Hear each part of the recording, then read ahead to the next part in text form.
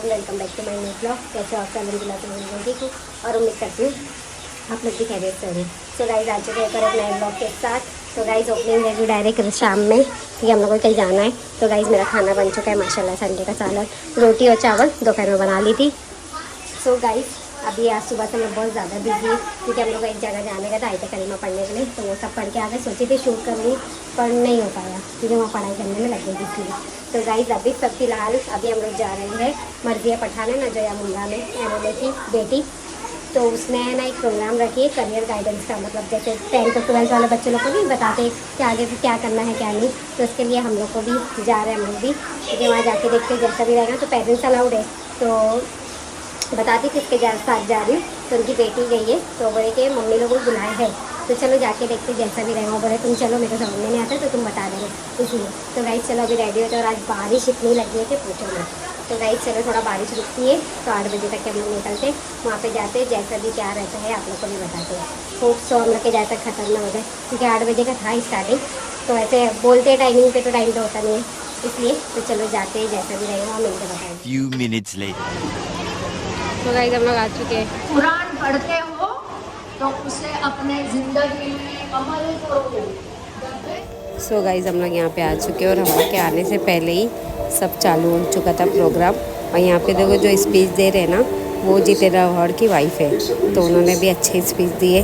तो गाइस चलो अभी हम लोग जस्ट पहुँचे हैं, देखते हैं कहाँ पे जा क्या जगह मिलती है, फिर सेटल होके आप लोग को मिलते हैं। और यहाँ पे मर्जिया पठान ने जैसे कि बोली थी ऑर्गेनाइज़ करे हैं, तो वो है। और एमएलए की वाइफ जो जितेंद्र अवार्ड की वाइफ है वो है, और भी बहुत सारे लोग हैं। वहाँ पे गए तो हमको सरप्राइज मिला। वहाँ पे हम लोग गए तो पता चला कि सौरा भास्कर भी आने वाली है, जो बॉलीवुड में पता है आप लोग को हीरोइन के तौर पर मतलब काम कर चुकी है, रांझना की सेकंड हीरोइन। और भी बहुत सारे इसमें फुकरे में भी आई है।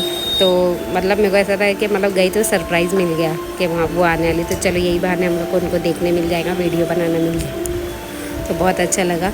बट इतना टाइम हो गया तो मेरे को ऐसा नहीं लग रहा था कि नहीं आएंगे, पर आ गए तो चलो अच्छा है, देखने मिल गया। उनकी स्पीच भी बहुत अच्छी थी। और यहाँ पे देखो अभी मर्जिया पठान और दोनों साथ में खड़े, एमएलए की मतलब जितेंद्र अवार्ड की वाइफ। और यहाँ पे गाइस मैंने जैसे बोली थी मैं जा रही जिनके साथ, तो वो है फरा दीदी, अपी, आंटी, जो भी बोल लो। तो उनके साथ गई थी। उनकी बेटी के मतलब करियर गाइडेंस का लोगों का प्रोग्राम था, तो उसने अपनी मम्मी को बोली, तो उन्होंने बोले तुम भी चलो। तो यहाँ पर आए तो हम लोग को सबसे बड़ा सरप्राइज़ मिला कि सौरा भास्कर आ रही है, तो और अच्छा हो गया। मैं बोली चलो ब्लॉग भी बना लेते। और बहुत सारे लोग, इन्फ्लुएंसर लोग और मतलब न्यूज़ वाले लोग भी बहुत सारे लोग आए थे गाइस। तो अभी आगे तो बहुत सारी वीडियोस है, आप लोग देखो। रूता हार और मतलब है ना, ये जो एमएलए की वाइफ अच्छी स्पीच दी है, मतलब अपने इस्लाम के लिए मतलब स्पीच दी है कि तुम्हारे इस्लाम में सॉरी सुप्रिया है भी, वो तो नहीं आए थे। तो अच्छा लगा वीडियो की भी स्पीच सुन के। उनका नाम है, आगे जैसा भी रहता है कंटिन्यू करते तो आप लोग को बताते हैं।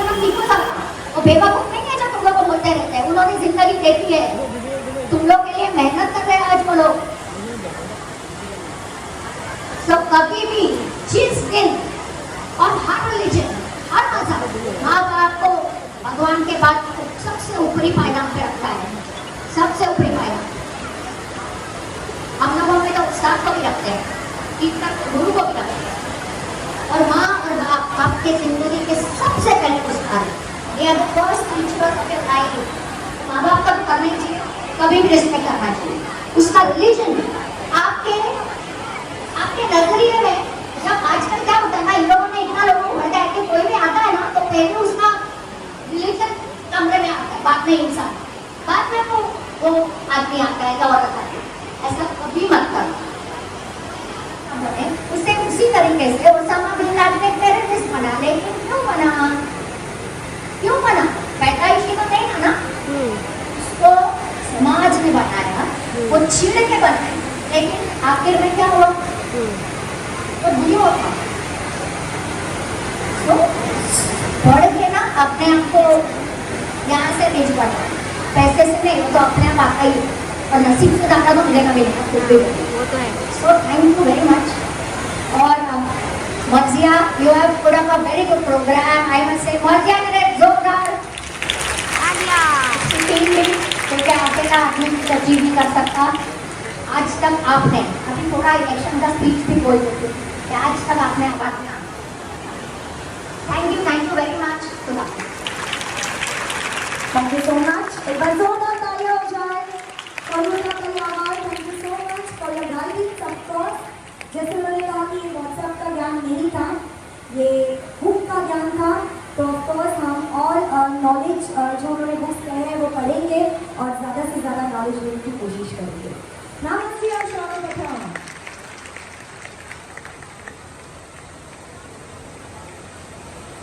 अस्सलाम वालेकुम, नमस्ते, गुड इवनिंग। नाइट होने वाली है पता है, बट गुड इवनिंग।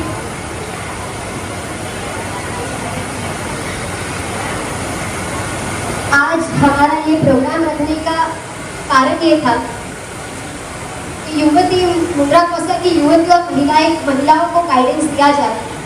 हमारे जो गेस्ट थे तो सूर्या सुरेताई, स्वरा भास्कर जी, रूता आंटी तो हमारी थाना से यहाँ तक के आने में भी उनको बहुत ट्रैफिक मिला, इतनी तूफानों वाली बारिश हो रही है।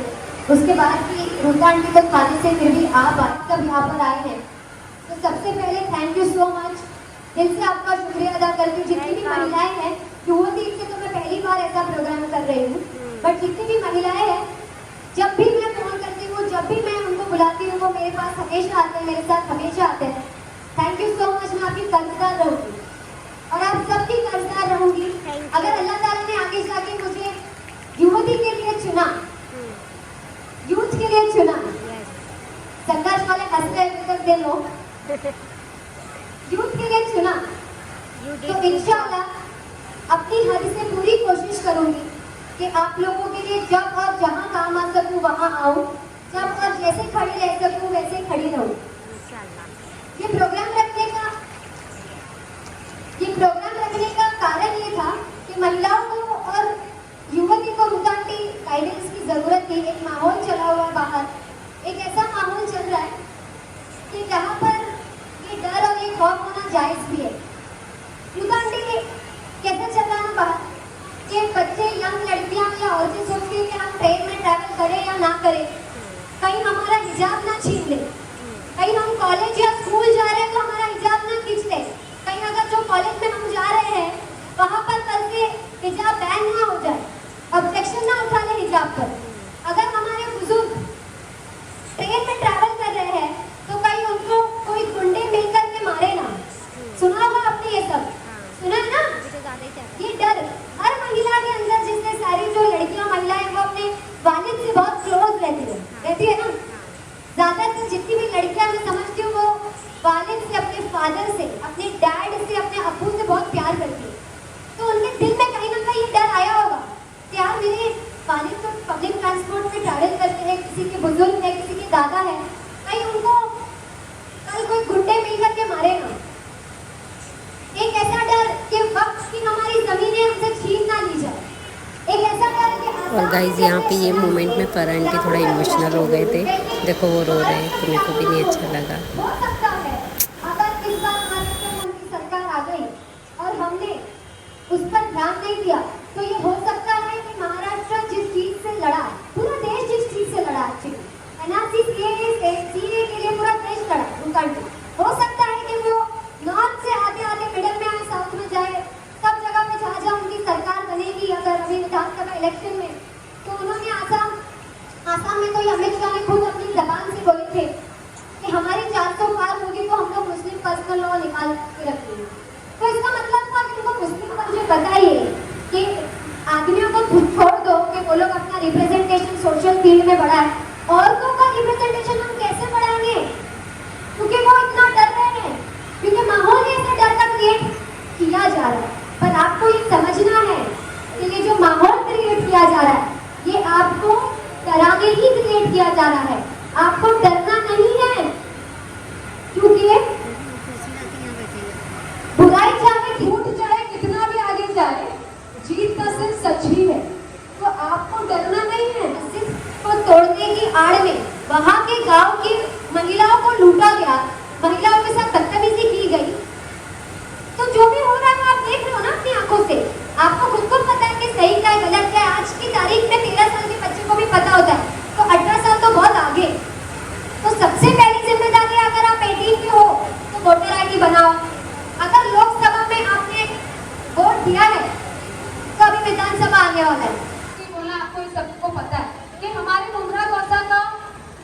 मैं थोड़ी सी शांति चाहूंगी। रह चुका है मुमरा कौसा का, पर पिछले 15 सालों से मुमरा कौसा को हमारे एमएलए डॉक्टर जितेंद्र आव्हाड और उनकी टीम ने बहुत नीचे से ऊपर उठा के लेकर आए, बहुत नीचे से। आज मुमरा कौसा की एजुकेशन यहाँ से यहाँ पर सीए निकल के आ रहे हैं, एडवोकेट निकल के आ रहे हैं, इंजीनियर निकल के आ रहे हैं, और मैं मर्जिया शानू पठान आपके सामने खड़ी हूँ। क्या ये बदलाव नहीं है? यहाँ पर जितने भी लोग बैठे हैं, सारी लेडीज, आप मेरी तरफ ध्यान दीजिए, आप मुझे बताइए। मैं समझती हूँ कि यहाँ पर जितने भी लेडीज बैठे हैं, वो लोग 25-30 साल से तो मुमरा में होंगे। आप मुझे बताइए, क्या मुमरा कौसा में बदलाव नहीं आया है? आया है ना?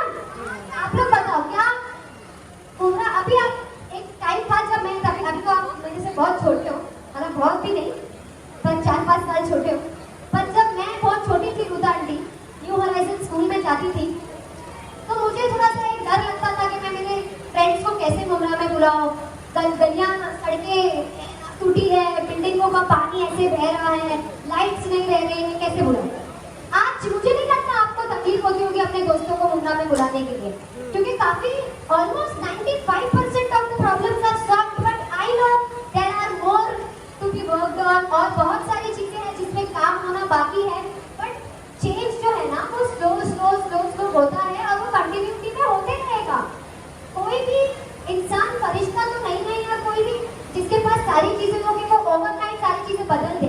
बट अल्हम्दुलिल्लाह पिछले कितने सालों में इतना चेंजेस आए मुमरा में, और मैं एमएलए डॉक्टर जितेंद्र आव्हाड की टीम की मेंबर होने के नाते आपसे ये वादा करती हूँ कि आने वाले सालों में मुमरा कौसा में आपको बेहतरीन बदलाव देखने को मिलेगा, और ये इंशाल्लाह हम सबका वादा है, जो यहाँ पर मौजूद है उनका भी, जो यहाँ पर मौजूद नहीं है उनका भी। तो मुमरा कौसा इतना बदला है, पर हमको ये देखने को मिलता है कि बहुत सारे अपोजिशन के जो लीडर है, मैं मुमरा कौसा मेरी जन्मभूमि, मैं यहाँ पे पैदा हुई हूँ, यहीं बड़ी हुई हूँ, और इंशाल्लाह यहाँ के लोगों को अपनी जिंदगी जब तक रहेगी तब तक सर्व करने की कोशिश करूँगी इंशाल्लाह।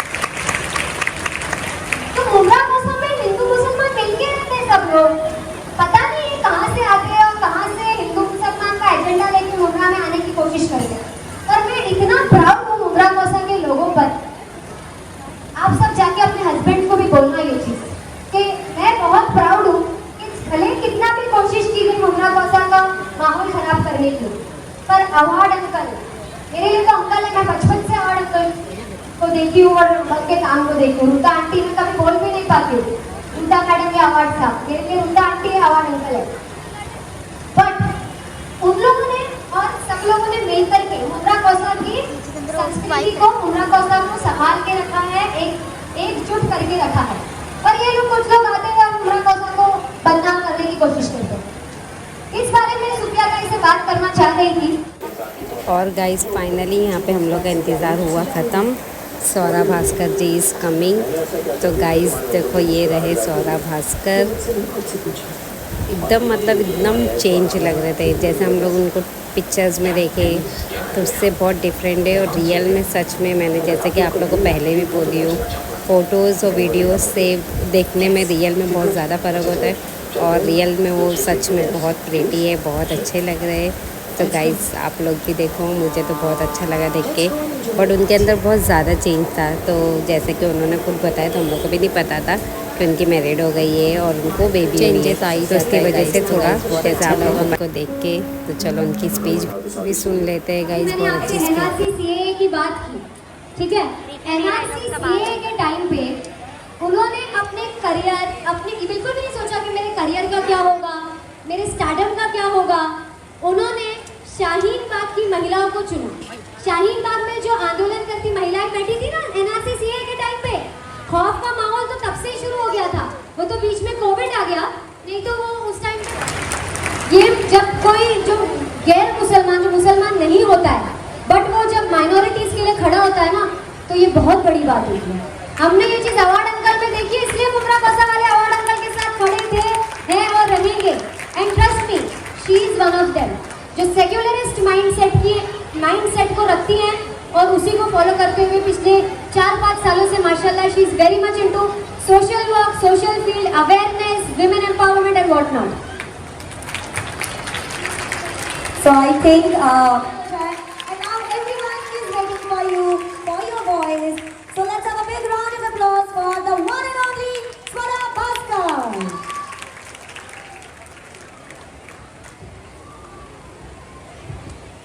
बहुत बहुत शुक्रिया आप दोनों का। सबसे पहले मैं तहे दिल से आप सभी से माफ़ी मांगना चाहूँगी, मर्जिया जी, रीता मैम और आप बाकी आप सब से रियली वेरी वेरी सॉरी।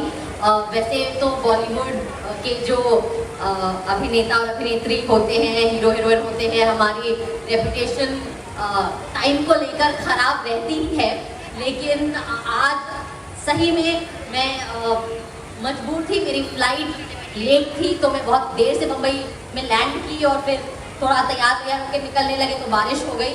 तो आप लोग इतने देर से इंतज़ार कर रहे थे, आपने इतनी पेशेंस दिखाई, उसके लिए बहुत बहुत शुक्रिया। एंड दोबारा मैं माफ़ी चाहती हूँ। देखिए, मैं यहाँ पे आके कोई बहुत लंबा भाषण नहीं देना चाहूँगी, क्योंकि मैं हमेशा समझती हूँ कि एक तरफ कुछ दादी भी होंगे, नानी भी होंगे, तो मुझे हमेशा लगता है कि समाज ऑलरेडी महिलाओं को बहुत ज्ञान देता है ना। घर परिवार समाज, औरतें दिख जाएं तो ज्ञान शुरू ही हो जाता है।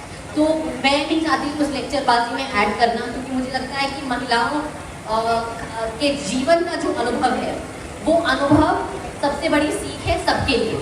अगर हम थोड़ा ध्यान अपने घर में अपनी माँओं, अपने चाचियों, दादियों, नानियों, खालाओं, बुआओं की तरफ दें, उनके अनुभवों को ध्यान से, उनकी कहानियों को ध्यान से सुने, तो हमें बहुत कुछ सीखने को मिल जाएगा। और मर्जिया जी ने CNRC की बात करी, तो मैं सबसे पहले तो ये क्लियर करना चाहूँगी कि CNRC की जो सारी मूवमेंट थी, उसमें अगर कोई हीरोज थे या शीरोज थे, वो थी शाहीन बाग जैसे कई जो सिट इन प्रोटेस्ट थी, उसकी महिलाएं, उसकी माएँ, उसकी दादियाँ, नानियाँ, बहनें।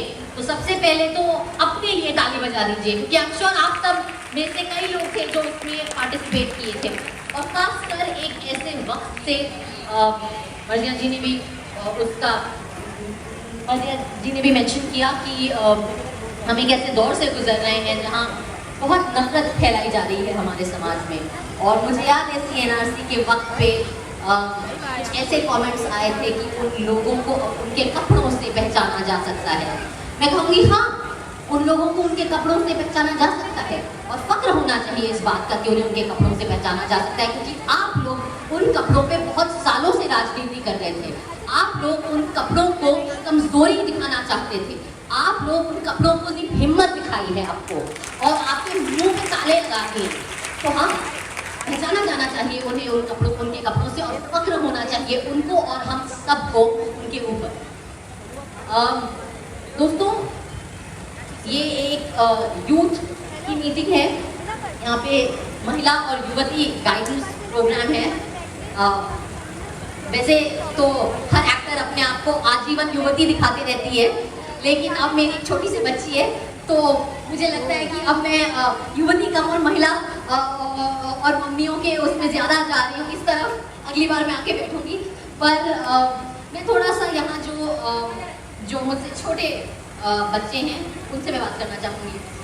आई एम श्योर आप सब बहुत मेहनत करते हो अपने स्कूल, कॉलेजेस, डिग्रीज, जो भी आप पढ़ रहे हो। आई एम श्योर आपको बहुत सुनना पड़ता है नसीहत कई लोगों से, स्कूल में टीचरों से, कुछ लोग हाँ कर रहे हैं, अपने टीचर से, पेरेंट्स से, ट्यूटर से, प्रिंसिपल से। आई एम श्योर आप अपने भविष्य को लेकर बहुत एक्साइटेड होंगे। आई एम श्योर आप अपने भविष्य को लेकर बहुत सारे सपने देखते होंगे। मैं थोड़े टैंजेंट पे बात करूँगी, और उसके बाद मैं चाहूँगी कि एक्चुअली हम ये खोल दें और एक इंटरेक्शन करें, क्योंकि मैं आपकी बातें भी सुनना चाहूँगी। मुझे आपसे भी सुनना है, मुझे आपके सिर्फ यहाँ लेक्चर नहीं देना है। देखिए दोस्तों, एजुकेशन, पढ़ाई लिखाई सीख जाना, अपना नाम अपना साइन कर लेना बैंक के डॉक्यूमेंट्स में, अपने चैप्टर पढ़ लेना, रट्टा मार लेना उन चैप्टर्स को, और एग्जाम में वो आकर जो भी है लिख देना, वो हाँ वो पढ़ाई होती है, वो एक सीख होती है। लेकिन मैं आपको पिछले कुछ वर्षों में एडुकेटेड लोग जो बहुत पढ़े लिखे हैं, जिनके पास डिग्रियां हैं, बहुत महंगी महंगी बड़ी बड़ी, उनकी कुछ हरकतें बताना चाहूँगी, ठीक है। पिछले साल था या 2 साल हो गए, पहले आपको पता है लॉ की पढ़ाई, लॉ के बारे में तो पता होगा, कुछ लॉ के स्टूडेंट्स हैं यहाँ पे, या कुछ ऐसे स्टूडेंट्स हैं जो लॉ पढ़ना चाहते हैं, हाथ उठाओ अपने। कोई लड़कियां हैं? अच्छा ये देखो, इसको लॉ पढ़ना है। और एक पीछे हैं कोई जो लॉ ओके, कुछ हैं जन जो लॉ पढ़ना चाहते हैं। कुछ 2 साल शायद 1.5 साल पहले एक जज कन्विक्ट किया था, जिन्हें ट्रायल के बाद माना गया था कि हाँ इन लोगों ने ये घिनौना जुर्म किया है, वो जेल में थे, उनको रिहा कर दिया ये बोल के कि ये अच्छा व्यवहार है इनका। ये पढ़े लिखे लोग हैं। इस पर हमारी न्यायपालिका के जो पढ़े लिखे लोग थे, पहले उन्होंने कुछ चूं भी ना करी। जब बहुत सारी इस पे बवाल होने लगा, जब बहुत सारा शोर मचने लगा, तो केस कोर्ट में गया। कोर्ट में भी वो उस केस को करते करते सुप्रीम कोर्ट तक आना पड़ा, क्योंकि निचले न्याय पालिका में जितने न्यायाधीश थे, उनकी पढ़ाई लिखाई ऐसे वक्त पे उनके काम ना आई।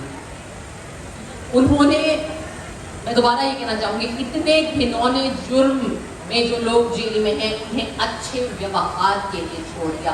मैं जानना चाहती हूँ कि क्या व्यवहार ऐसा हो सकता है जो ऐसे घटिया गंदे चीज को मिटा दे। मैं ये पढ़े लिखे लोगों से पूछना चाहती हूँ।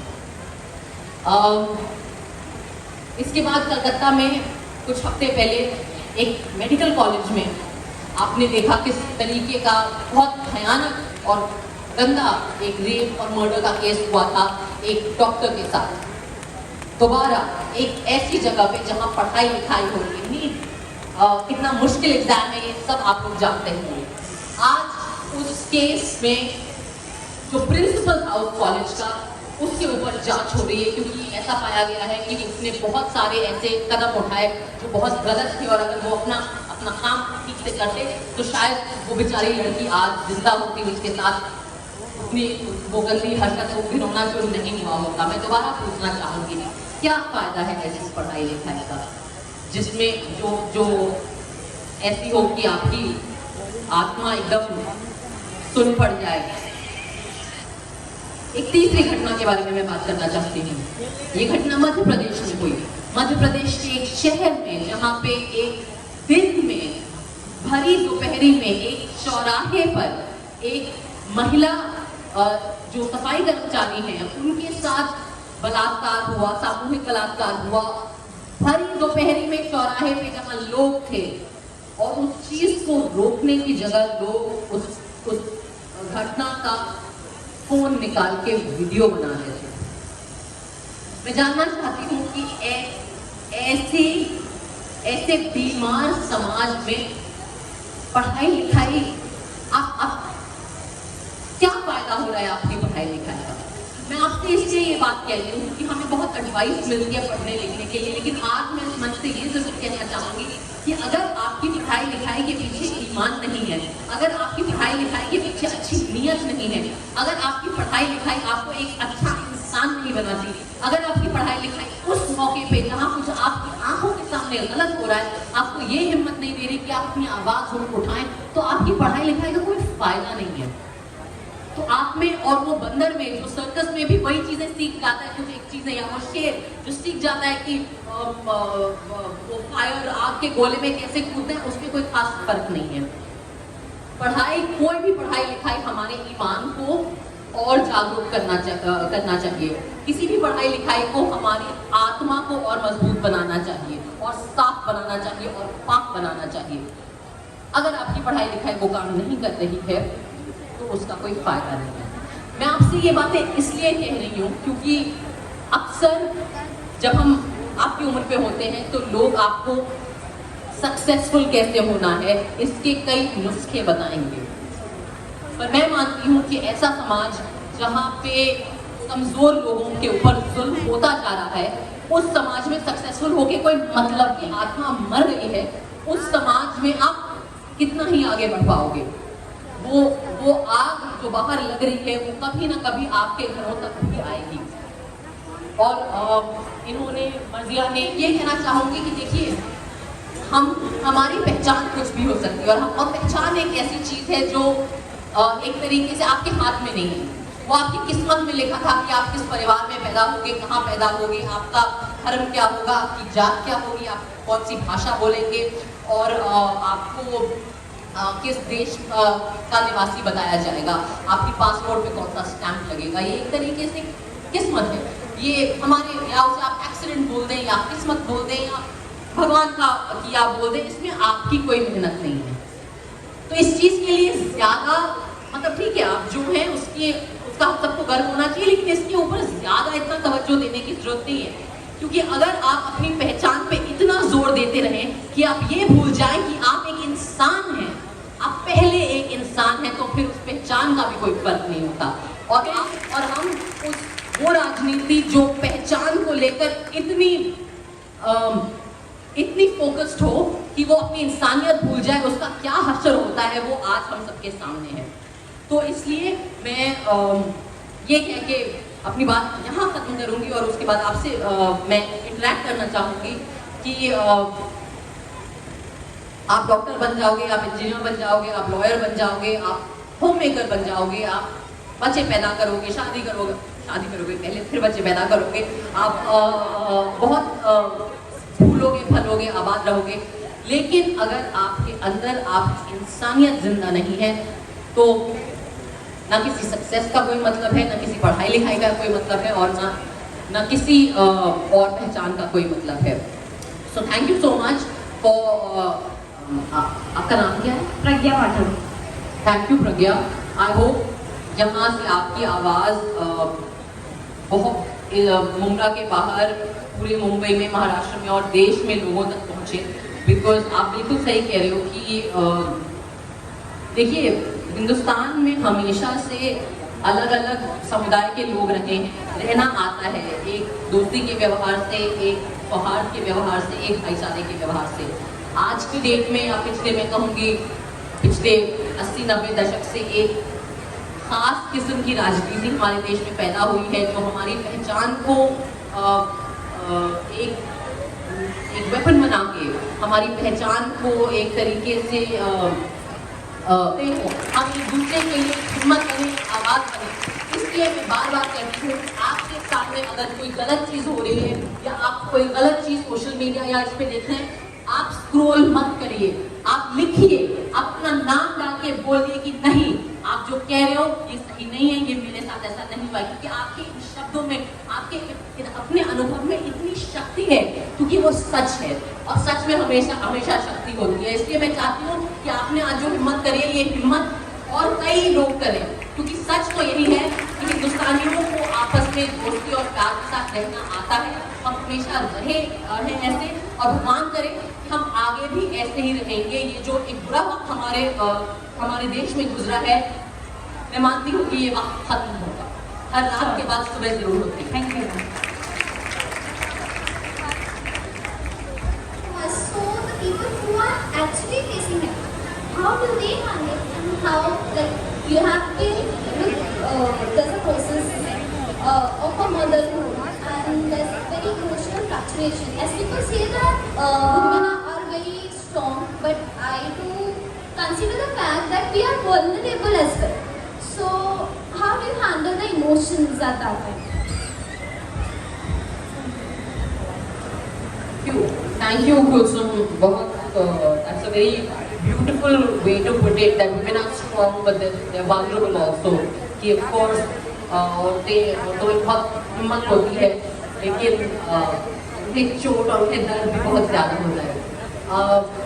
देखो इनिशियली जब मेरे साथ ये ट्रोलिंग और ये नेगेटिविटी जो था, I think I was one of the first specially actors जिनको ये सोशल मीडिया में ट्रोलिंग इस तरीके से हुई कि एकदम आयोजित प्रायोजित ऑर्गेनाइज्ड तरीके से, तो पहले मुझे बहुत बुरा लगता था, लेकिन फिर मैंने सोचना शुरू किया जैसे जैसे सोशल मीडिया, और मैं सीरियसली मतलब मैं इतना बुरा लगता था, मैं रोती थी क्योंकि ऑब्वियसली यार आप ही इंसान हो, आप जिस तरीके के आपको गालियाँ गंदी बातें या जिस तरीके के आपके परिवार के बारे में, माँ बाप के बारे में, आपके बारे में, भाई बहनों के बारे में बातें हो रही थी, बहुत बहुत दिल दुखता था मेरा। लेकिन फिर मैंने ये भी सोचना शुरू किया कि सोशल मीडिया भी तो एक वर्चुअल पब्लिक स्पेस है। जैसे सड़क होती है या रेस्टोरेंट होता है या कैफे होता है या बस स्टॉप होता है, वो एक पब्लिक स्पेस होता है जहाँ पे पूरी जनता की जगह है, वो वहाँ पे पूरी जनता आके इंटरेक्ट कर सकती है या एक पार्क हो जाए। सोशल मीडिया भी वैसा है, राइट, बट बस वो वर्चुअल है, लेकिन वहाँ पे भी पब्लिक इंटरेक्शन होता है। तो मैंने ये सोचा कि यार अगर मैं एक रेस्टोरेंट में बैठी होती या अगर मैं बस स्टॉप पे होती या एक पार्क में होती और कोई लड़की को छेड़ रहा होता या कोई गंदी बातें कर रहा होता या कोई छोटे से जानवर की पूंछ खींच रहा होता या कोई छोटे से बच्चे को मार रहा होता या किसी बुढ़े आदमी की दाढ़ी खींच रहा होता क्योंकि उनके कपड़े ऐसे हैं, तो क्या मैं चुप रहती? नहीं, मैं नहीं चुप रहती। और मेरा दावा है कि आप लोग भी चुप नहीं रहते। तो जब हम फिजिकल पब्लिक स्पेस में चुप नहीं रहते और अपने हक की लड़ाई करते हैं और जो सही है उसकी लड़ाई करते हैं, तो हम वर्चुअल पब्लिक स्पेस को क्यों छोड़ देते हैं? हम क्यों वर्चुअल पब्लिक स्पेस को ऐसे गंदे गुंडागर्दी के लिए छोड़ देते हैं? ये था मेरे मन में सवाल। क्योंकि जो लोग गंदी गंदी बातें करते हैं वो बेसिकली आपको शर्मसार करके चुप कराना चाहते हैं और एक तरीके से वो कायर हैं। और कोई भी कायर या बुली, जिसे इंग्लिश में कहते हैं, और कोई भी बुली या कायर वो उनकी पहचान ये होती है जब उन्हें वापस कोई जवाब दे दे तो वो डर जाते हैं और दुम दबा के भाग जाते हैं। तो मेरा एटीट्यूड अब बेसिकली ये है कि मैं कुछ दिन ऑफकोर्स मैं इग्नोर करती हूँ क्योंकि इंसान यही नहीं कर सकता सारे टाइम, बट अगर मुझे लगे कि हाँ ये बात ज़रूरी है तो फिर मैं जवाब भी दे देती हूँ। लेकिन हाँ मैं ये ज़रूर कहूँगी कि जब से मेरी बच्ची पैदा हुई है, जब मैं अपनी बच्ची के बारे में कुछ भी पोस्ट करती हूँ, एक तो मैं उसकी शक्ल नहीं दिखाती क्योंकि मैं नहीं चाहती कि आपकी गंदी नजरें मेरी मतलब उन लोगों की गंदी नजरें मेरी बच्ची पे लगे, तो मैं उसकी शक्ल पे हार्ट बना के चिपका देती हूँ। और दूसरी चीज़ मैं कमेंट्स ऑफ कर देती हूँ अगर मेरी बच्ची के बारे में पोस्ट हो, क्योंकि मुझे नहीं लगता कि आपको किसी को भी हक है किसी के बच्चे के बारे में कुछ कहने का। That's all.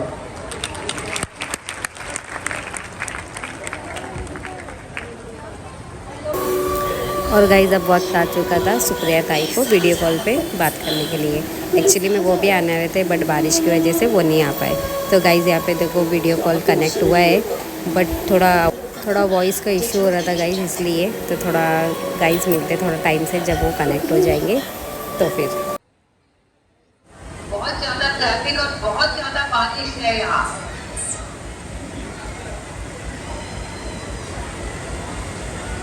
और मैं अगले हफ्ते फिर आप सबसे मिलने आऊंगी।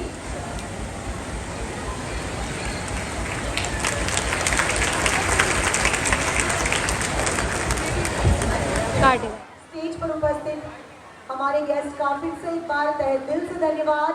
On behalf of Marziya Shanu Pathan, I hope you guys had a great time. But इतने में ही खत्म नहीं हुआ है ये प्रोग्राम। आप सभी के लिए डिनर की व्यवस्था की गई है, तो रिक्वेस्ट होगी सभी से, सभी लोग डिनर करके जाइए। I know it's quite late but सभी लोग खाना जरूर खा के जाना। Thank you so much everyone for one more time coming and making this event more beautiful. हम मिलेंगे अगले इवेंट के साथ। और गाइज इसी के साथ प्रोग्राम भी यहीं पे ख़त्म हो गया था। और गाइज वहाँ पे गए थे, एक और सरप्राइज़ मिला जैसे कि आप लोगों ने सुने कि खाने का भी इंतज़ाम किया गया था। तो गाइज सोची थी सौरभ भास्कर के साथ फ़ोटोज़ ले सकूँ बट पॉसिबल तो था ही नहीं इतनी पब्लिक में, इतनी क्राउड में। बट कोई नहीं, जो भी वीडियो तो बन गई और रियल में जो देख लिए वो भी अच्छा लगा। तो गाइज यहाँ पर देखो पब्लिक कितनी क्राउड थी और यहाँ पे खाने का लग चुका था टेबल। तो गाइज़ आगे जैसे भी हम लोग टेबल पर बैठते तो आप लोग को बताते। और यहाँ पे देखो मेरे स्पेशल जो जिनके साथ आई थी उनको टेबल मिल चुका था बट मुझे नहीं मिला था, पर कोई नहीं, आगे गाइज़ मेरे को भी मिल गया टेबल, तो आप लोग को बताती जैसा भी रहेगा। सो गाइस सीटिंग अरेंजमेंट हो गई थी चेंज, जैसे कि वो टेबल कोने में था तो उसको बीच में लेकर आए। तो गाइस मुझे भी बैठने के लिए जगह मिल गई है। तो गाइस क्राउड देखो आप लोग, बाप रे बहुत ज़्यादा क्राउड था। और पब्लिक तो मतलब, और गाइस पब्लिक तो आप लोग को दिख रही है। तो जैसे कि पता है आप लोग को करियर गाइडेंस का था, तो इसमें स्टूडेंट के साथ पेरेंट्स लोग भी थे। और गाइस ये रही मैं, और गाइस बहुत अच्छा लग रहा है। तो चलो खाना खा लेते फिर मिलते आगे। और गाइस आ चुके हैं हम लोग का खाना, और गाइस खाने में था चिकन की बिरयानी।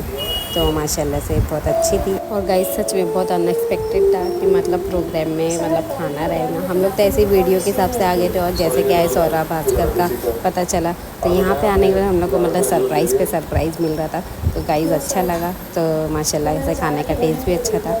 तो गाइस हम लोग का हो चुका था खाना और गाइस हम लोग का यहाँ पे हो चुका है खाना डन।